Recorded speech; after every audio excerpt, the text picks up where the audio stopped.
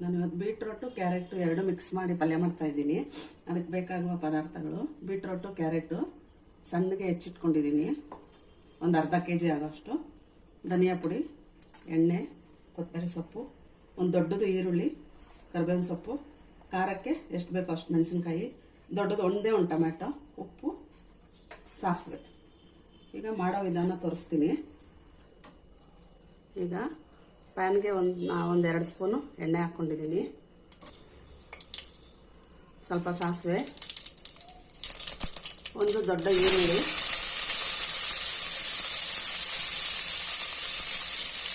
ಕರಿಬೇವು,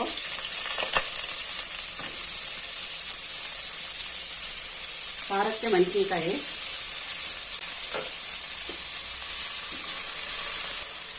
ಒಂದು 2 ನಿಮಿಷ ಸ್ವಲ್ಪ ಫ್ರೈ ಮಾಡಬೇಕು.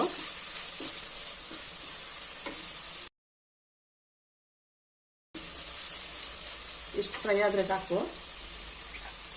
ಈಗ ಹೆಚ್ಚಿಟ್ಕೊಂಡಿರೋ ಬೀಟ್ರೋಟು ಮತ್ತು ಕ್ಯಾರೆಟ್, ಇದಕ್ಕೆ ರುಚಿಗೆ ತಕ್ಕಷ್ಟು ಉಪ್ಪು,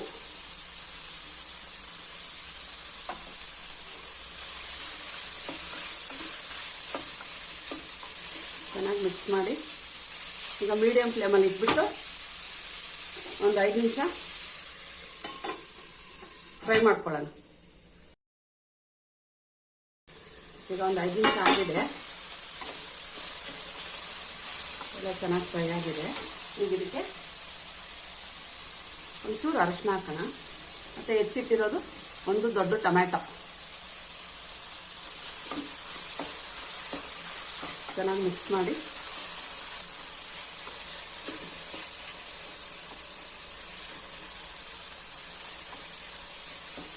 ಈಗ ಈ ಟೊಮೆಟೊ ಎಲ್ಲ ಸಾಕಾಗೋವರೆಗೂ ಒಂದು 10 ನಿಮಿಷ ಮುಚ್ಚಿಡೋಣ.